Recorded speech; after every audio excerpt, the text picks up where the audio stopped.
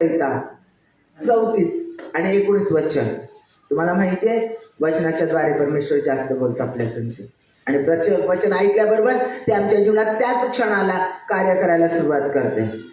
स्तोत्र 34:19. नीतिमानाला फार कष्ट होतात तरी परमेश्वर त्या सर्वातून त्याला सोडवितो. नीतिमान कोण? ज्यानं येशू ख्रिस्ताचा स्वीकार केला. लक्षात घे, आपल्या अंतःकरणात येशू ख्रिस्ताचा स्वीकार केला. तारणारा देव म्हणून मी तुझा स्वीकार करते असं म्हणून ज्यानं स्वीकार केलाय तो येशूच्या रक्ताने धुतलेला आहे, त्याच्यामध्ये येशू ख्रिस्त राहतो. ती प्रत्येक व्यक्ती नीतिमान होय. वा, काय सुंदर आहे, काय ॲश्युरन्स आहे, काय खात्री आहे देवाच्या वचनाची. आणि त्या प्रत्येकाबद्दल देवाचा आत्मा सांगत आहे, नीतिमानाला फार कष्ट होतात तरी परमेश्वर त्या सर्वातून त्याला सोडवतो. पुढचं वचन आहे पेत्राचे पहिले पत्र याचा 4 अध्याय 12वं वचन. प्रियजन हो, तुमची पारख होण्यासाठी जी अग्नी परीक्षा तुमच्यावर आली आहे, तुमची पारख होण्यासाठी जी अग्निपरीक्षा तुमच्यावर आलेली आहे तिच्यामुळे आपणास काही अपूर्व झाले असे समजू नका. अग्निपरीक्षा म्हणजे अगदी अग्नीमध्ये जळणं, भाजणं, तडफडणं, जगण्याची आशा नसणं, कोणी पाण्याचा थेंब न देणं. लक्षात घ्या, अग्नीची परीक्षा भयंकर असते. काही अपूर्व झाले असेच वाटून त्याचे नवल मानू नका. ज्या अर्थी तुम्ही ख्रिस्ताच्या दुःखाचे वाटेकरी झाला आहात त्या अर्थी आनंद करा. म्हणजे गौरव प्रकट करण्याच्या वेळेसही तुम्ही उल्हास व आनंद कराल. याकोब याचा पहिला अध्याय 12वं वचन. जो माणूस परीक्षेत टिकतो तो धन्य, कारण आपणावर प्रीती करणाऱ्यांना प्रभूने देऊ केलेला जीवनाचा मुकुट परीक्षेत उतरल्यावर त्याला मिळेल. आता संकट म्हणजे काय? आमच्या योजना, आमच्या इच्छा, आमच्या अपेक्षा, आमचे ध्येय, ठरवलेल्या गोष्टी यांच्या विरोधात कार्य करणारी घटना, त्या सगळ्या इच्छा, आकांक्षा, अपेक्षा नष्ट करणारी घटना घडणं किंवा गोष्टी ज्या घडत जातात त्याला आम्ही संकट म्हणत जातो. म्हणजे आमच्या इच्छेच्या, आमच्या कल्पनेच्या, आमच्या अपेक्षेच्या विरोधात घडणाऱ्या सगळ्या घटनांना आम्ही काय म्हणतो? संकट म्हणतो. आमच्या आनंदाच्या, आमचं सुख सोयीचं जीवन त्याच्या विरोधात उलट जी स्थिती येते त्याला म्हणतो आम्ही संकट. आता संकट सगळं छान सुरळीत चाललंय, सगळं आनंदमय चाललेलं आहे आणि अशा परिस्थितीमध्ये ही समस्या आली, ती समस्या आली, हे संकट आलं, ते संकट आलं, अशी स्थिती आमच्या प्रत्येकाच्या जीवनामध्ये सतत आणि सतत असते. संकट येतात त्यावेळेला ती वादळासारखी येतात. एक गेलं संपलं की दुसरं येतं, दुसरं संपलं की तिसरं येतं. कंटिन्युअसली आमच्या जीवनामध्ये सतत आणि सतत संकट येत राहतात. म्हणजे आमच्या अपेक्षा, आमच्या इच्छाच्या विरुद्ध घडणाऱ्या परिस्थिती आमच्या जीवनात सतत घडत राहतात. अनेक वेळेला आम्ही जसं जन्मलोय तसं आमच्या जन्मापासून आमच्या जीवनामध्ये ह्या गोष्टींना आम्ही तोंड देत चाललेलो आहोत. संकट येतात, ही वादळं येतात संकटाची. ही वादळं जीवन उद्ध्वस्त करून जातात. म्हणजे सगळं इतर करून जातात, सगळं उद्ध्वस्त करून जातात. होत्याचं नव्हतं होतं, भयंकर स्थिती होऊन जाते. अहो, आमचे पहिले दिवस असे होते माहितीये का, हे ना असं प्रकार घडला, मग ह्याच्यात आमचं जीवनच बेकार झालं. काय सांगायचं तुम्हाला. नाहीतर पहिलं काय जीवन होतं आमचं. कारण संकट माणसाला उद्ध्वस्त करून जातात, होत्याचं नव्हतं करून जातात. आजार, मृत्यू, कोरोनाचं बघितलंय संकट कसं येऊन गेलं, माणसाचे उलथापालथ करून गेले. तरुण मरण पावलेत, अनेक लोक आयुष्य त्यांचं उद्ध्वस्त झालं. असू दे, शुगर असू दे, कोणते तरी मोठे कायमचे असणारे श्रीमंत रोग लागून राहणं, जे रोग निघणारच नाही, जे रोग शेवटी अंतच करतील, असे रोग जीवनामध्ये लागून राहणं, शेजारच्यांची भांडणं, शेजारच्यांचे कोर्टाच्या केसेस, प्रकरणं, पोलीस स्टेशन आमच्या जीवनामध्ये येतात. ही संकट ज्यावेळेला आमच्या जीवनात येतात, ती संकट आमचं जीवन फार बदलून टाकतात. बदलून म्हणजे उलथापालथच करून जातात. मग ही संकट नाना प्रकारे येतात. तुम्ही ह्याच्यात अडकणार आहे, त्याच्यात नाही. संकट सांगून येत नाही, संकट अचानक येतात, म्हणून आपण त्यांना संकट म्हणतो. मग आपण म्हणतो असं का घडलं, माझ्याच जीवनात का घडलं, आमच्याच घरात का असं झालं, आमच्याच जीवनात का असं घडलं, का देव माझ्या संगती नाही का, परमेश्वराचं संरक्षणाचं कवच माझ्या अवतीभोवती नाही का, काय केलं काय मी वाईट, काय घडलं काय माझ्याकडून चुकीचं, का माझ्या जीवनामध्ये ह्या गोष्टी आल्या, का माझ्या जीवनात हे गोष्ट आल्या. आणि ज्यावेळेला आमच्यावर संकट येतात ना प्रियांनो, त्यावेळेला मग इयोबाच्या मित्रांसारखे लोक उभे राहतात. मग ते चर्चमध्ये उभे राहतात, चर्चच्या बाहेर उभं राहतात, कुटुंबात फॅमिलीत उभं राहतात, नातेवाईकात उभं राहतात, कामावर उभं राहतात. अनेक असे आमचे लोक उभे राहतात, ज्यांच्यासाठी आम्ही खूप काही केलेलं असतं, ज्यांच्यासाठी आम्ही खर्च केलेला असतो, ज्यांच्या सुखात दुखात आम्ही धावलेलो असतो, ज्यांच्यावर आमचा विश्वास असतो. ते लोक आमचे उभे राहतात आणि म्हणतात, अगो बाई, मला तर धार्मिक वाटली होती, अगो मला तर हा धार्मिक वाटला होता, पण बघा ना कसं संकट आलं, अहो कसा पॅरलाइज अटॅक आला, अहो कसा कॅन्सर झाला, अहो कसा हार्ट अटॅक आला, अहो कसा ऍक्सिडेंट झाला, अहो तिचा पोरगा कसा मेला, अहो त्याला तर काय घमेंड होता, आणि एवढा प्रार्थना करायचा, आणि एवढं देवाचं कार्य करायचं होता, बघा ना पोरगी कशी पळून गेली दुसऱ्या पोराच्या संगती, अहो काय त्यांचं जीवनच उद्ध्वस्त झालं, अहो काय तिने फाशी घेतली, अहो त्यानं असं केलं, अहो ते तसं झालं. बाई काही म्हणा, आपल्याला वरवर लोक धार्मिक दिसतात, त्यांना ओळखणारा देवच आहे. देवाला सगळं सत्य कळतं बरं का. दिला परमेश्वरानं फटका दिला, शासन दिलं देवानं. अहो खूप वाईट वागत होता तो, म्हणून तर फटका बसला. अरे घमेंडीत रागत होता, देवाची सेवा करत होता, इथं चर्च स्थापन कर, तिथं जा, तिथं हे कर, तिथं काय घडलं बघितलं का मग त्यांच्या चर्चमध्ये. अहो काय घडलं त्याच्या जीवनात माहिती आहे का, अहो कसा आजार आहे त्याला माहिती आहे का, अहो तर त्याच्या आजारातून बाहेर येत नाही माहिती आहे का, अहो त्याच्या शरीरातच कंटिन्यू वेदना आहे माहिती आहे का तुम्हाला. देतो देव शासन, काय वागतात ना त्याचं सगळं शासन मिळतं. बघा देवानं फटका दिला. असे बोलणारे खूप लोक उभे राहतात तोंडामध्ये. अरे असं झालं का रे, अरे आम्हाला फार वाईट वाटलं, माझ्या कुटुंबाला पण फार वाईट वाटलं रे, तुझ्या जीवनात असं झालं, अहो तुमच्या जीवनात असं झालं, आम्ही पण हातरलो, काय हरकत नाही, आम्ही आहोत तुमच्या संगती. पाठीमागं गेल्यानंतर ते तुमच्याबद्दल असे बोलतील, मग ते तुमच्या दुःखाच्या समयात कानावर येतं, मग तुमच्या कानावर यायला लागतं. ह्याने केलेली निंदा, त्याने केलेलं निंदा, हे तुम्हाला हसून निघून गेलेले, ते तुम्हाला हसून निघून गेलेलं, आणि मग त्या संकटामध्ये कुणाचा साथ मिळत नाही, आणि मग आम्ही अजून खचतो, आम्ही अजून निराश होतो, आणि मग अजून म्हणतो परमेश्वरा तू कुठे आहे, देवा तू पाहत नाहीस का, तेव्हा तुला माझं अंतःकरण माहित नाही का, तुझ्यासाठी तडफड, तुझ्यासाठी धावणं तू पाहत नाहीस का, का माझ्या जीवनात हे घडतंय, का माझ्या जीवनात अशा पद्धतीने प्रकार होत आहेत, का हे कॅन्सर, का हे हार्ट अटॅक, का माझी व्यक्ती मरण पावली, याच्यावर माझा सगळा भार होता, हिच्यावर माझा सगळा भार होता, तेच मला एकमेव प्रेम देणारे होते, ते पण माझ्या जीवनातून तू काढून घेतलंस का, का परमेश्वर तू माझ्या जीवनात हे केलं, का लोक माझ्या विषयाचं बोलतात, माझ्या कर्जातून मी का बाहेर येत नाही, संकट आलं, माझं घर जप्तीत गेलं, माझं असं झालं, माझं तसं झालं, ह्या सगळ्या गोष्टी माझ्या जीवनात झाल्या, परमेश्वर तू पाहत नाहीस का. माझ्या प्रियांनो, मग त्यावेळेला आम्ही खळवळतो, आम्ही टेन्शनमध्ये येतो, निराश होतो, आमचेच लोक आमच्यावर उलटताना मग आम्ही दुःखी होतो, आमचेच लोक आमच्या विरोधात बोलतात, आमचेच लोक आमच्यावर पलटी खातात, आमचेच लोक आमच्या विरोधात घाणघाण बोलतात, खोटे नाटे आरोप लावतात. ज्या लोकांवर प्रेम केलं, ज्या लोकांसाठी उभं राहिलं, ते लोक न्याय करतात,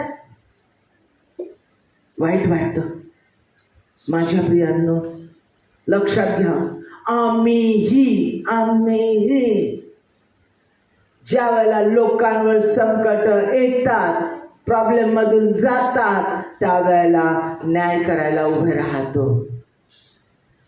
आम्हीही म्हणतो घडलं असेल, असंच वागलं असेल, तसंच वागलं असेल, तिने काय सासूला किती त्रास दिला होता माहितीये का, आता भोगतीये, पोरांनी घराच्या बाहेर काढलं, बघा आता कसे दिवस आले. हा माणूस ना बायकोला खूप छळत होता, बघा आता नोकरी गेली, हे पण असं झालं, ते पण तसं झालं, आता भीक मागत फिरतोय. देवाने दिलंय त्याला शासन. माझ्या प्रियांनो, कुणाचा न्याय करायचा अधिकार कुणालाही दिलेला नाही. न्याय फक्त करण्याचा अधिकार येशू ख्रिस्तालाच आहे. हे तुमच्या जीवनात घडतंय आणि म्हणून देवाचा आत्मा आज मला सांगायला लावतोय. आज ऐकणाऱ्या प्रत्येक व्यक्तीच्या जीवनामध्ये, जे युट्यूबवर ऐकू दे अथवा फेसबुकवर ऐकू दे अथवा इथं बसलेले ऐकू दे, प्रत्येक व्यक्तीच्या जीवनामध्ये ह्या गोष्टी घडत आहेत आणि म्हणून देवाचा आत्मा प्रत्येकासंगती बोलत आहे, प्रत्येकासंगती बोलत आहे की कुणाचाही न्याय करायचा अधिकार कुणालाच नाही. न्याय करणारा एकमेव देव आहे, येशू ख्रिस्त.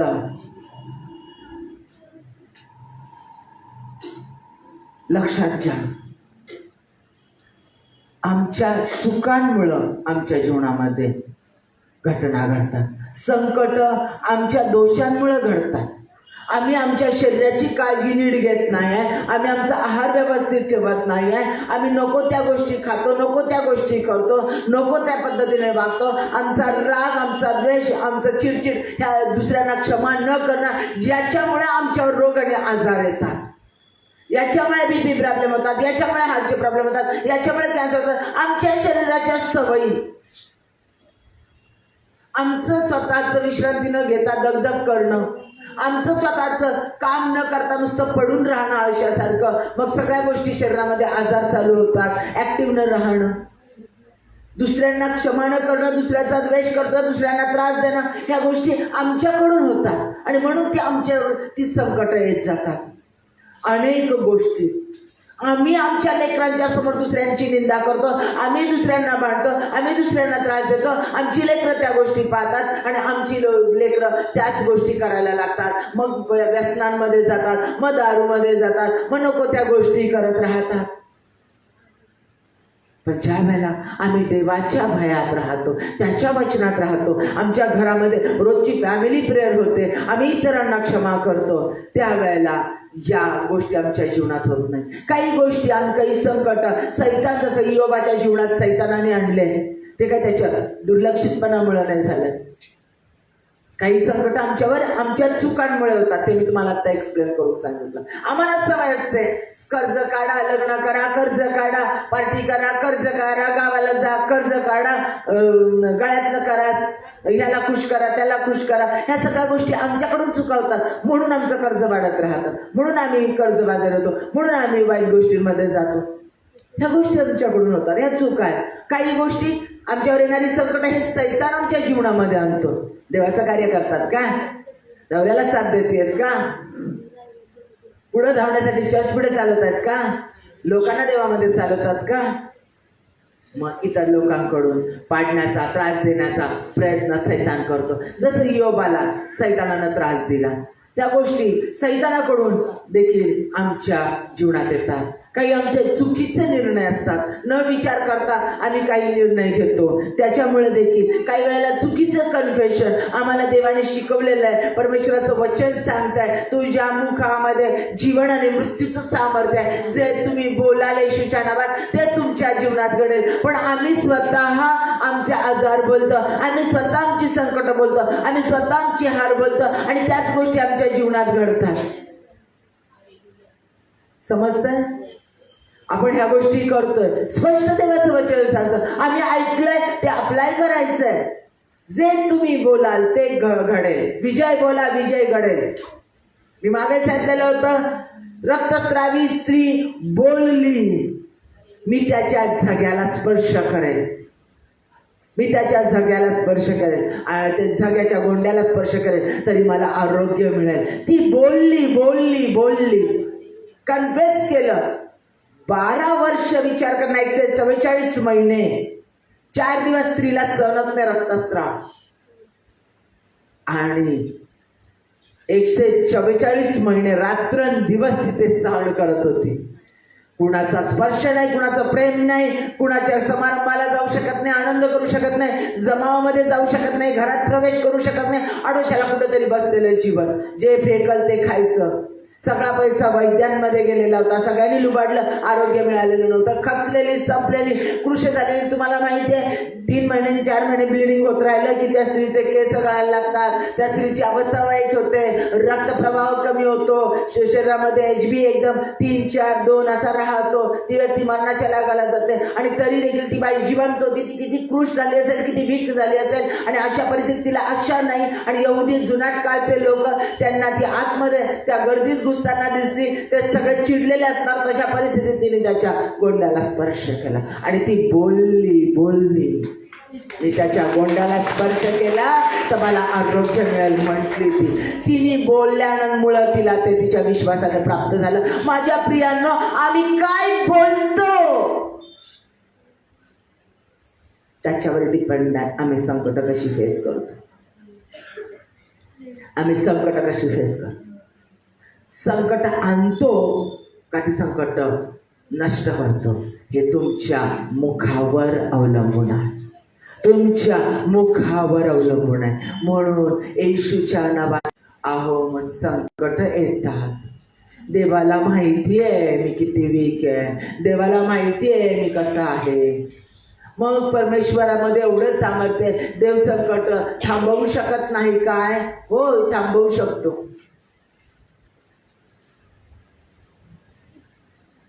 योबाचे पण थांबवू शकला असता, पण त्याने ती अलाव केली, त्याने ती होऊ दिली. का? कारण त्याचे मित्र त्याच्या समोर त्याला साथ देणारे कोण लोक आहेत, आणि ते त्याच्या समोर उघडे पडले. त्याला कळलं, त्याची बायको देखील त्याच्यासाठी काय वागली त्या स्थितीत. देवाला दोष देण म्हणून जा. त्याच्या मित्रांनी त्याला दोष दिला. जे त्याच्या मेजवानी, जे त्याच्या पार्ट्यांमध्ये, जे त्याच्या आनंदात होते, ते त्याच्यावर उलटले. हे त्याला कळावं. शिवाय क्षमा करण्यात सामर्थ्य आहे. शत्रूला कसा क्षमा करशील हे देवाने त्याला दाखवून दिलं. आणि शेवटी 7 पटीने परमेश्वर केलेल्या गोष्टी परत कसा देतो, आणि पहिल्यापेक्षा अधिक आशीर्वाद संकटातून बाहेर निघाल्यावर कसा देतो. वादळ शांत झाल्यानंतर बोट इच्छित स्थळामध्ये 106 स्तोत्रामध्ये सांगितल्याप्रमाणे कसा करतो, याचा अनुभव योबाला त्यानं दिला. आणि म्हणून त्यानं ते अलाव केलं त्याच्या जीवनामध्ये. संकट, ते दुःख, त्या वेदना, तो त्रास, ते अश्रू, ते तरफडणं, ते अपमानित होणं, ते भुईसपाट होणं, सगळं परमेश्वर होऊ देतो, अलाव करतो. त्याला आमच्या जीवनात त्याची योजना पूर्णत्वास न्यायची आहे. त्याची योजना आमच्या जीवनामध्ये पूर्णत्वास न्यायची आहे. म्हणून रोम 8:28 मध्ये म्हटलंय, विश्वासणाऱ्यांसाठी एकूणात घडणाऱ्या सर्व घटना आमच्या चांगल्यासाठीच होतात. म्हणजे आमच्या जीवनात जी संकट येतात ती परमेश्वर अलाव करतो, होऊ देतो. म्हणजेच त्याच्या पुढे त्या संकटात देव कार्य करणार आहे, तो युद्ध लढणार आहे आणि तो आम्हाला विजय देणार आहे. पण केव्हा? ज्यावेळेला आम्ही त्याच्या अधीन आणि स्वाधीन असू, ज्याला पूर्णपणे आम्ही त्याच्या स्वाधीन असू. दुसरे करंथीकराचे पत्र याचा 1 अध्याय 6 वचन, आम्हावर संकट येते ते तुमचे सांत्वन व तारण व्हावं म्हणून येते. आमच्यावर संकट येतं ते तुमचं सांत्वन देव कसा करतो आणि तो तुमचा उद्धार तारण कसा करतो हे कळावे म्हणून येते. आणि आम्हाला सांत्वन मिळते ते तुमचे सांत्वन व्हावे म्हणून मिळते. म्हणजे असे की जी दुःखे आम्ही सोसतो ती सहन करण्यास तुम्हाला सामर्थ्य प्राप्त व्हावे. जी संकट येतात ते सोसत असताना परमेश्वरापासून सामर्थ्य प्राप्त व्हावं. परमेश्वर आम्हाला सामर्थ्य दे, तुझं सामर्थ्य मला प्राप्त होऊ द्या. आम्ही प्रार्थना करतो, सामर्थ्य मागतो आम्ही. कान देऊ नाही का? नीट लक्ष द्या. आम्ही सामर्थ्य मागतो देवाकडे, मग देव सामर्थ्य देतो.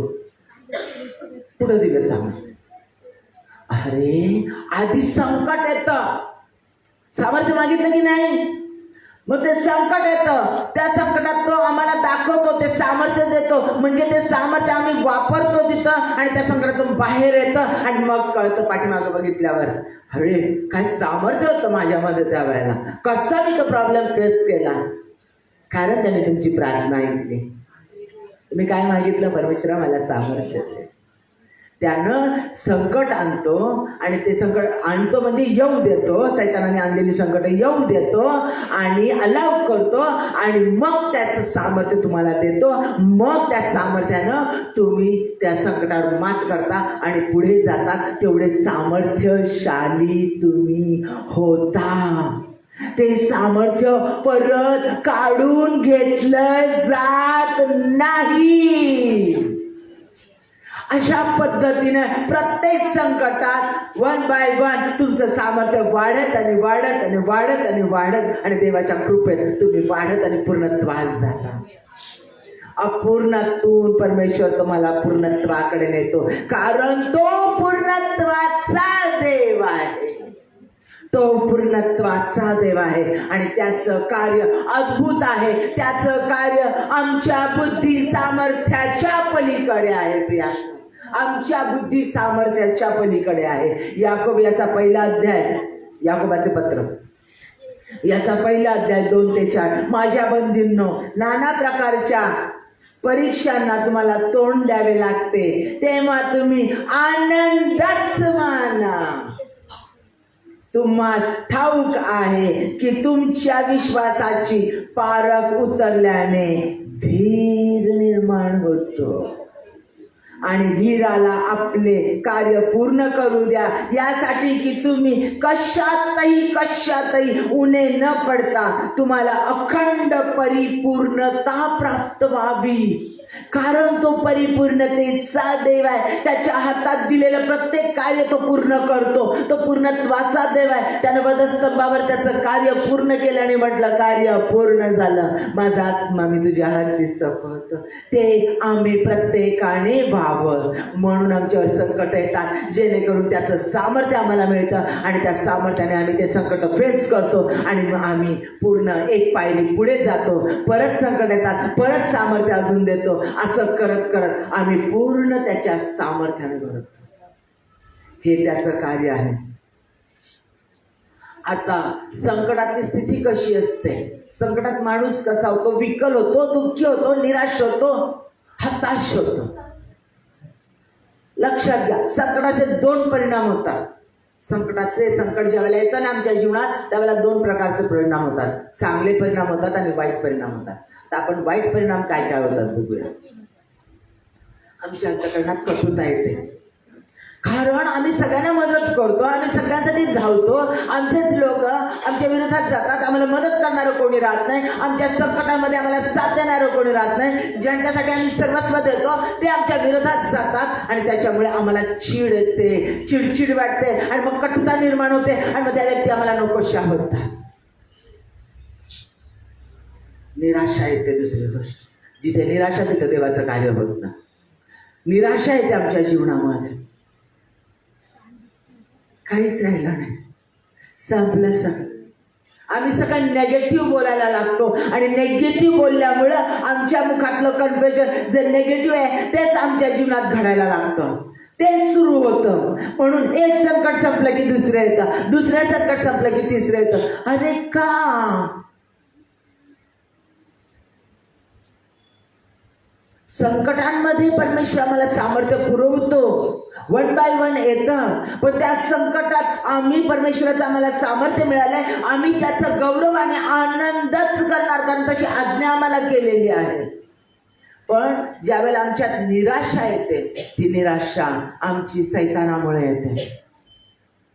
कारण आम्ही देवाची वचनं क्लेम करत नाही, त्याची कबुली देत नाही, ती वचनं मुखातून बोलत नाही आणि आम्ही आनंद करत नाही. पुढचं म्हणजे आमचा विश्वास कमी होतो. वाईट परिणाम म्हणजे आमचा विश्वास कमी होतो.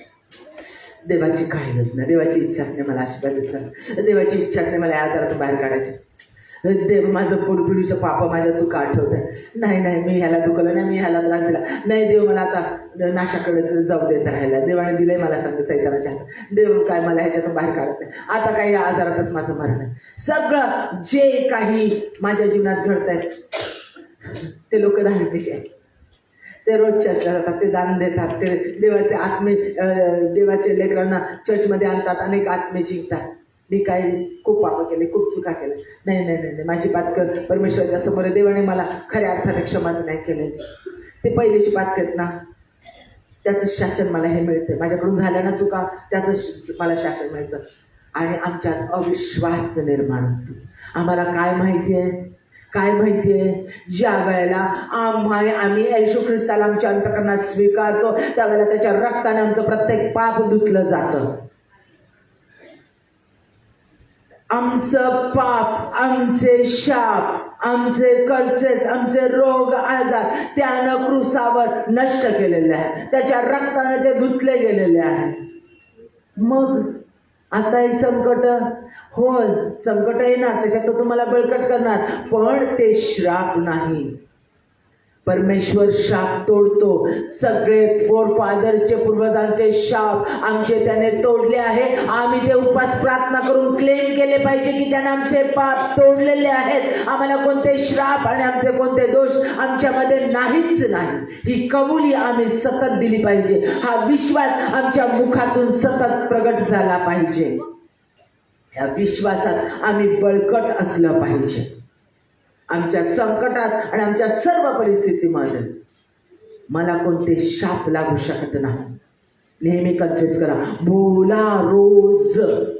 मला कुणाचे शाप लागू शकत नाही, कुणाचे माझं जुनं पाप माझ्यावर येऊ शकत नाही. बोला बोला रोज बोला, कन्फ्युज करा, विश्वासाने कन्फ्युज करा. हा तुमचा विश्वास तुमच्या बोलण्याच्या कृतीतून बाहेर येऊ द्या. पुढचं म्हणजे वाईट परिणाम होतो. या संकटात लोक आत्महत्या करतात, निराश होतात. दुसरं म्हणजे आपल्या चांगल्या लोकांवर संशय घ्यायला लागतात, चांगल्या लोकांसंगती संबंध तुटतात आणि त्या लोकांपासून दूर जातात. कुटुंब विभक्त होतात. संकटामध्ये पती पत्नी डिवोर्स घेतात, एकमेकांपासून दूर जातात. एक उदाहरण सांगते, कर्जामध्ये देवाचा सेवक होता, महान सेवक होता. त्यानं अनेक त्याच्या कार्यासाठी कर्ज काढलं आणि कर्ज काढल्याच्या नंतर ज्या वेळेला कर्ज काढलं, घरात काहीच राहील असं झालं, त्यावेळेला मग चिडचिड करून बायकोला आणि लेकरांना तो मारायला लागला, त्रास द्यायला लागला, चिडचिड करायला झाला आणि शेवटी प्रकरण डिवोर्सपर्यंत पोहोचलं. दोघे एकमेकापासून वेगळे झाले, पूर्ण वेगळे झाले. लक्षात घ्या, संकटाचे परिणाम जर आम्ही परमेश्वरात नाही राहिलो, त्याच्या सामर्थ्यात आणि त्याच्या आनंदात आणि त्याच्या विश्वासात नाही चाललो, तर या चुकीच्या गोष्टी आमच्या जीवनात व्हायला लागतात.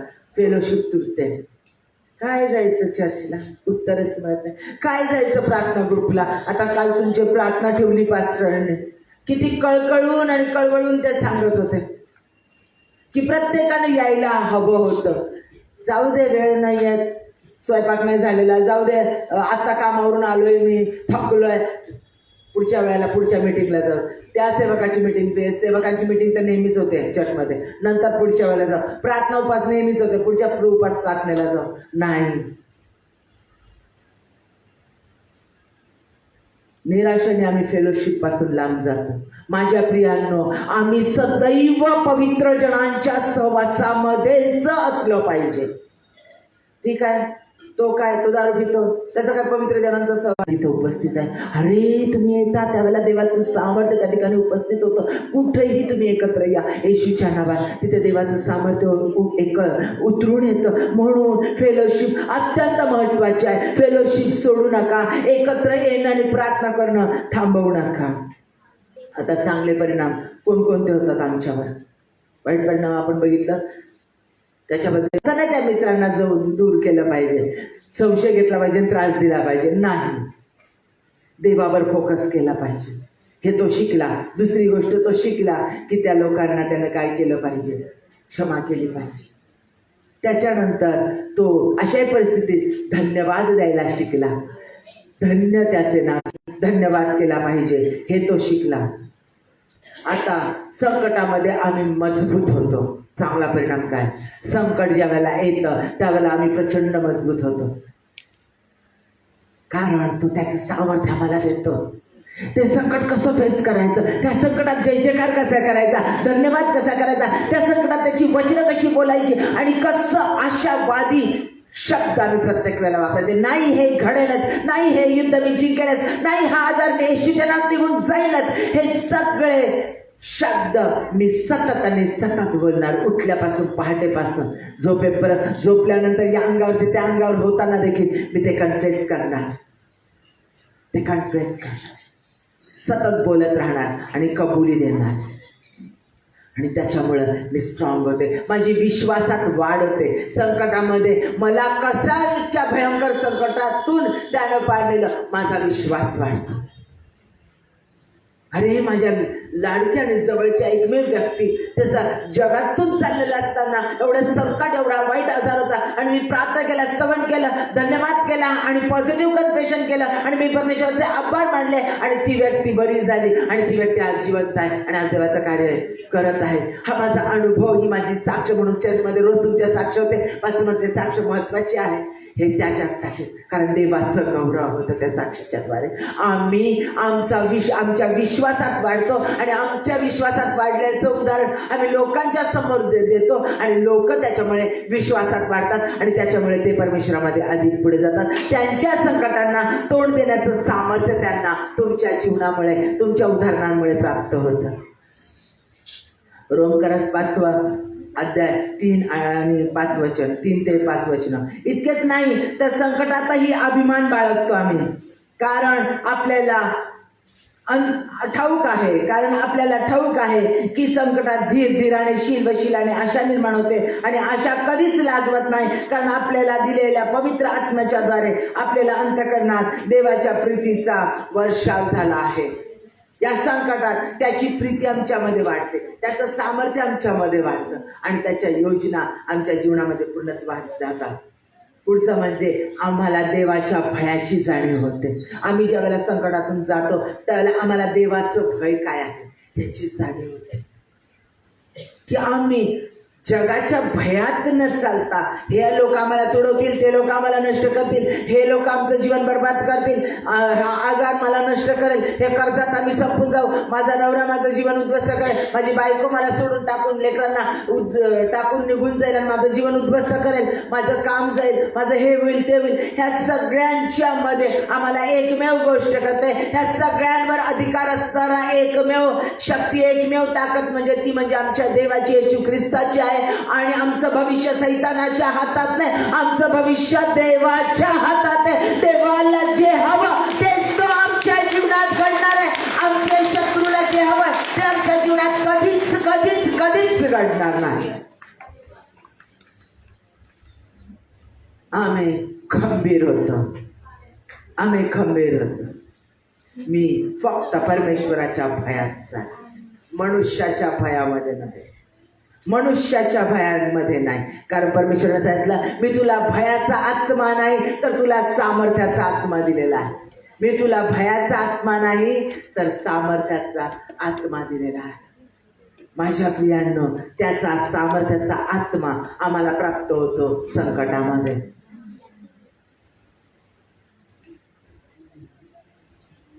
संकटामध्ये आमचा गर्व, आमचा अहमपणा, आमचा मीपणा, आमची दुष्ट कृत्य, आमचं दुसऱ्यासाठी वाईट वागणं, जे काही वाईट असेल ते आमच्या संकट आल्यानंतर आम्हाला देवाचं भय आमच्यात येतं. त्यावेळेला आम्हाला आमच्या चुकांची जाणीव होते आणि त्याच्यातून देव बाहेर काढतो. संकटानं आमचं शुद्धीकरण होतं, संकटाने आमची पर्सनॅलिटी बदलते, संकटाच्यामुळे आम्ही घडले जातो. आम्हाला कशा पद्धतीने वागावं, कशा पद्धतीने बोलावं, कशा पद्धतीने चालावं हे आम्हाला संकटामुळे परमेश्वर शिकवतो, घडवतो. त्याच्या सेवेसाठी अजून चकचकीत, मजबूत आणि उत्तम आणि मोठं पात्र तो आम्हाला तयार करतो, सांत्वन करतो आणि आम्हाला दुसऱ्यांचं सांत्वन करायला शिकवतो. परंतु नीतिमत्वामुळे तुम्हाला दुःख जरी सोसावे लागले तरी तुम्ही धन्य, त्याच्या भयाने भिवू नका आणि घाबरू नका. संकटाच्या भयानं भिवू नका, घाबरू नका. देवाचा आत्मा प्रत्येक व्यक्ती आम्हाला खरी ओळख होते. म्हणून त्या व्यक्तीचा सूड घेण्यासाठी आम्ही उभे राहत नाही, कारण आमच्यामध्ये देवाचा आत्मा आहे, तो क्षमेचा आत्मा आहे आणि तो क्षमा करायला शिकवतो. योबासारखं त्याच्या मित्रांना त्यांनी क्षमा केली. आम्ही संकटातही दुसऱ्यांच्या मदतीला धावायला देव आम्हाला शिकवतो. आम्ही स्वतः संकटातून, आम्ही स्वतः प्रॉब्लेम मधून जात असताना आम्ही दुसऱ्यांना संकटातून बाहेर काढण्यासाठी धावायला लागतो. आम्ही दुसऱ्यांच्या जीवनामध्ये ज्यावेळेला संकट आहे त्यावेळेला आम्ही त्यांना श्राप मिळालेला आहे, त्यांना देवाने शासन दिलेलं आहे असं त्यांचा न्याय न करता त्यांना त्या संकटातून उठवणारे, बांधणारे आणि उंचावर प्रस्थापित करणारे असे आम्ही होतो. देव आम्हाला त्याच्यासारखं बनवतो.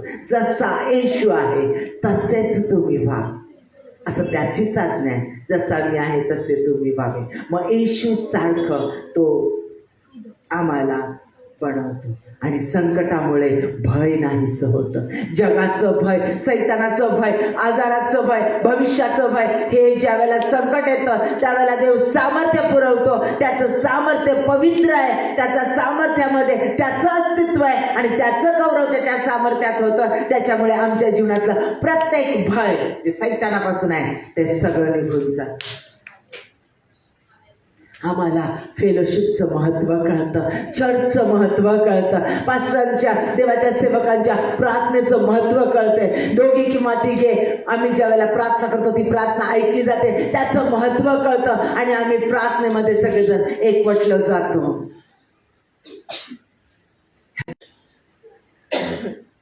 लोकांसाठी मध्यस्थी केली, त्यानं लोकांसाठी मध्यस्थी केली. माझ्या प्रियांनो, आम्हाला तो मध्यस्थीसाठी उभा करतो. अशा परिस्थितीत, संकटामध्ये आम्ही जे संकटातून चाललेलो आहोत त्यांच्यासाठी आम्हाला कंटिन्युअसली प्रार्थना करायची आहे. मी याच्यातून गेले, ज्यावेळेला मी भयान संकटातून चाललेले होते त्यावेळेला परमेश्वराने मला लोकांची संकटे समोर आणून दिली. लोक मला फोनवर फोन करत होते आणि त्यावेळेला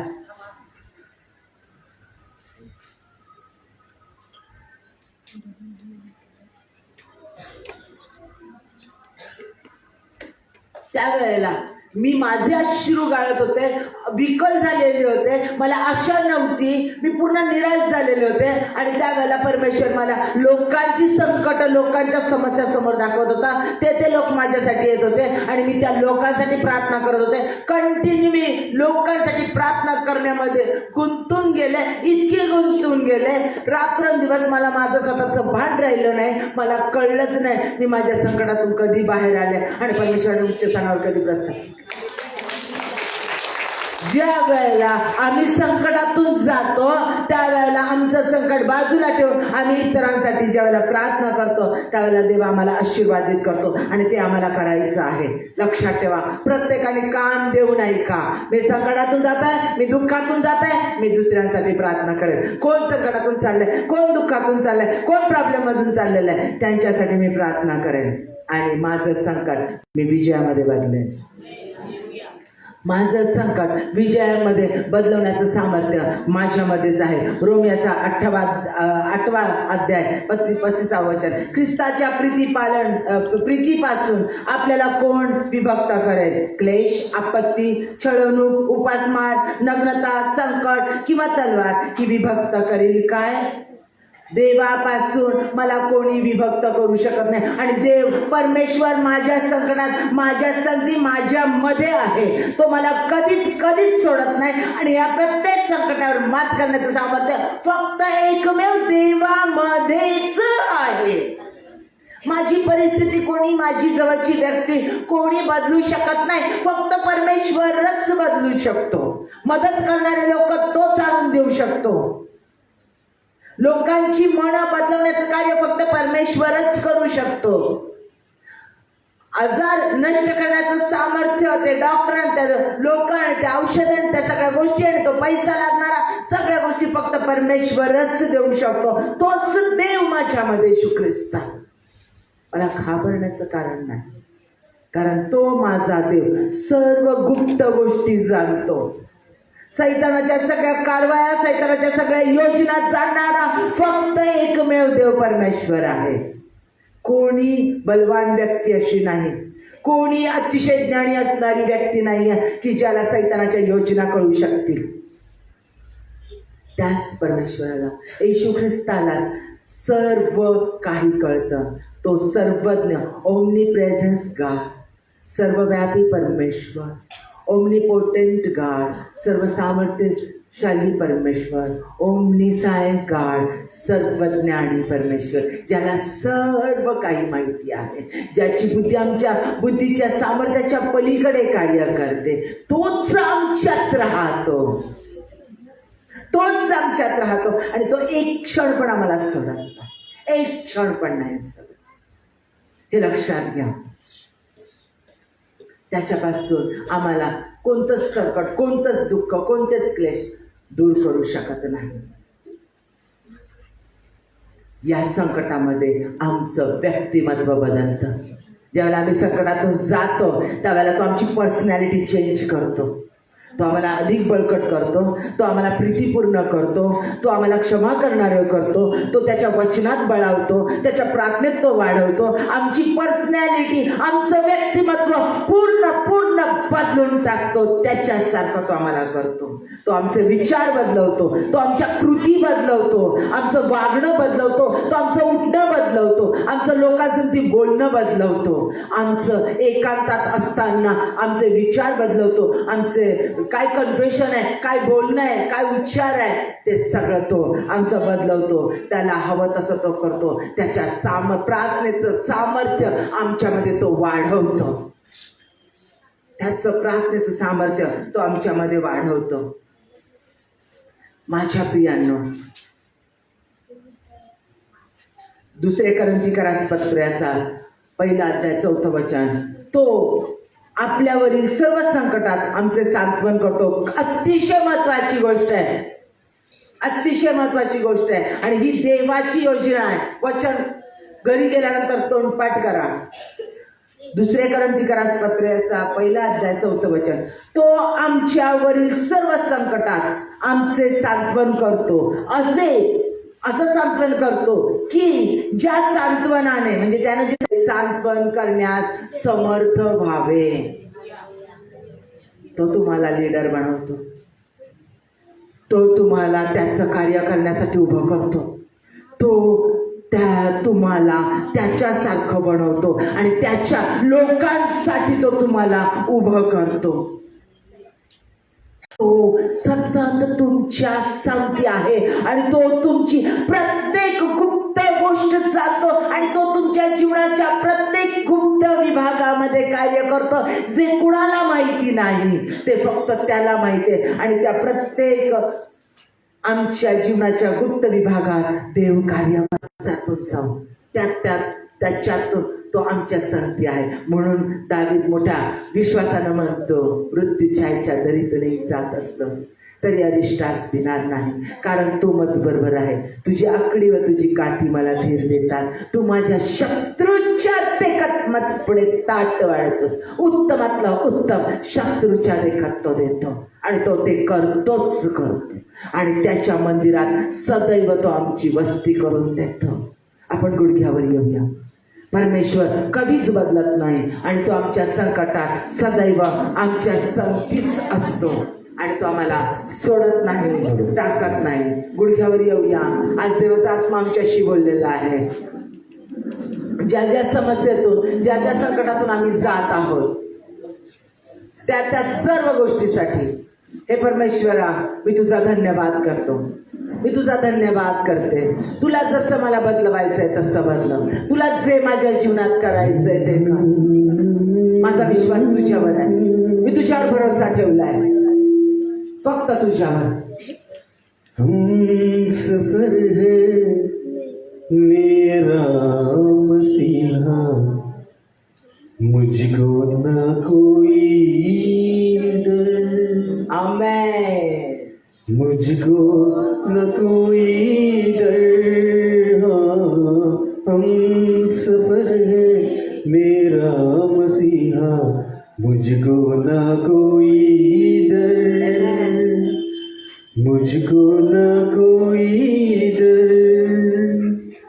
चाहे पहाड़ी ऊंची हो, चाहे दरिया गहरा हो, चाहे अंधेरी वादियाँ हो, फिर भी मसीह आस है, हम सफर है मेरा मसीहा, आमेन। मुझको न कोई डर, मुझको न कोई डर। हालेलुया,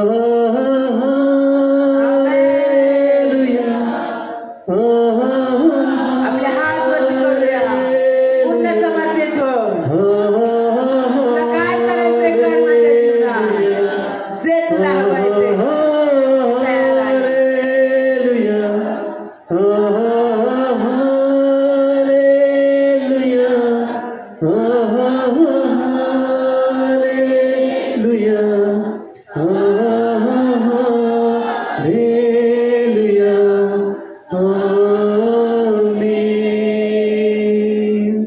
करता समर्पण, पूर्ण समर्पित व्हा त्याला.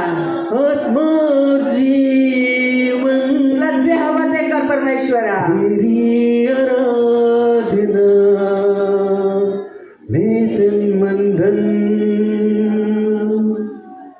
करता समर्पण, आमेन. हालेलुया. आत्मा जीवन, तेरी आराधना में तन मन धन। हम सफर है मेरा मसीहा, मुझको न कोई डर, तो सोडणार नाही तुम्हाला. मुझको तो तुमच्यामध्ये आहे. कोई डर। हालेलुया. ओ या रबा, ओ या तिररबा शरबा, ओ या ला या तिररबा शरबा, या रबा, ओ या ला शंदरबा, ओ या तिररना या तिररबा, ओ निल्ला नरबा. Yes, yes, oh God. Oh, yeah, Rabba. माझी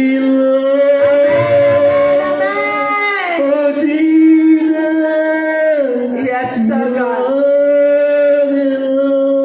Yes, oh Rabba. असं तुमची बेड घेत आहे परमेश्वराचं सामर्थ्य तुमच्यावर आहे प्रियांनो. या संकटात त्याचं सामर्थ्य तो तुम्हाला देत आहे. ज्या ज्या समस्यामधून तुम्ही जात आहात त्या समस्येमध्ये देव तुम्हाला सामर्थ्य पुरवत आहे, सामर्थ्य पुरवत आहे. परमेश्वर म्हणतो खंबीर हो, दिलदार, तू जाशील तिकडे तुझा देव तुझ्या संगती आहे. दुर्जनाचे संकल्प तुमच्या विरोधातले तुमच्या जीवनामध्ये कधीच सफळ होणार नाही, कारण तुमचा देव तुमचं युद्ध लढत आहे. तो आजार असू दे, रोग असू दे, निराशा असू दे, कोणतंही संकट असू दे,